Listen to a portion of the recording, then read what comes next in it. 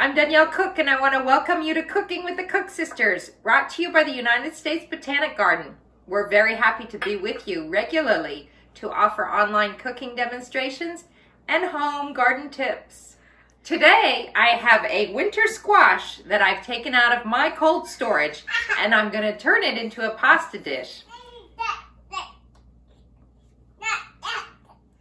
And the other cook sister, Adrienne, will be starting her seedlings, which she will then be transplanting later into her spring garden.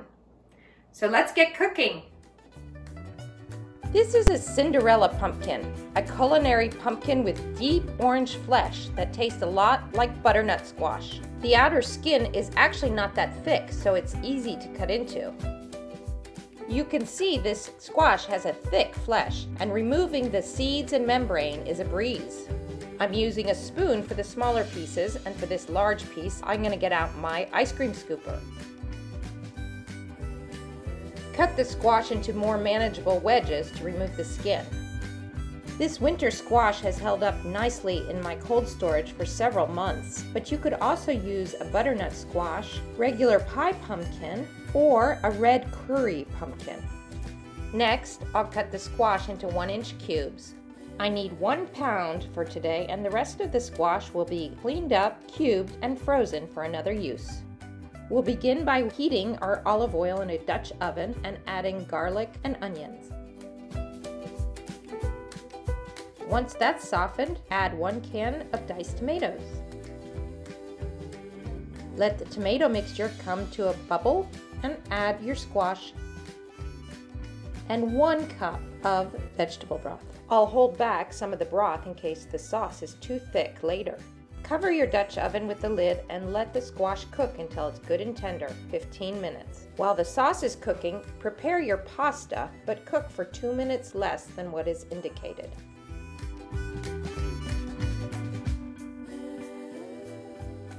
Once the squash is very tender, mash the sauce with a handheld potato masher. For a smoother sauce, use a food processor. I'm using fresh sage from my garden today. I love the combination of winter squash and sage. You could substitute some chopped rosemary if you prefer. A cup of ricotta will make the sauce nice and creamy. And now, let's assemble this dish. Combine the pasta and the sauce in a baking dish. Top with a 5-ounce ball of mozzarella, which you can cut or tear. Lastly, sprinkle with some Parmesan. Cover the baking dish tightly with foil and bake it at 350 degrees for 20 minutes. And while that's baking, let's go see Adrienne. Hi, I'm Adrienne, and this is where I start my seedlings. We're going to be working on that today. Come join me. A seed starting kit, which is available online or where seeds and plants are sold, is the easiest and simplest way to get started. This one runs about $10. The kit consists of a lid, planting medium, in this case peat pellets, which is pretty common, a capillary mat, and this is important because it regulates the amount of water that the seedlings get, a tray to hold the seedlings out of the water, and a basin which functions as a water reservoir. The first thing we do is soak the peat pellets. The peat pellets have been soaking, and now they look like little self-contained pots. We're going to let them drain while we prepare the reservoir. The reservoir tray that the seedlings go on is locked in place to give it stability. The capillary mat goes on top of the tray, under the seedlings. I'm tucking the ends of the mat down around the tray and into the water so that it will wick up the water. Keep the reservoir filled, but no higher than the base of the tray. The capillary mat will do the rest. The peat pots are held together by netting. I'm going to pull that apart at the top of the pot so that I can get my seeds in.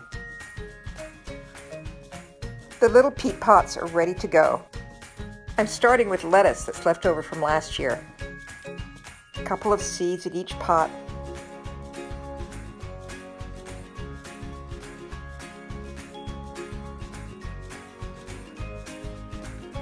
Place the seedlings somewhere warm and out of the direct light and put the cover over it so that the humidity will stay high. They need dark to sprout, but I want to be able to keep an eye on them. Thanks for joining me today on Seedling Starting. Let's go to Danielle's kitchen to see how her pasta dish is coming along. Our pasta bake has been in the oven for about 20 minutes, so let's take a look. Ooh, yum.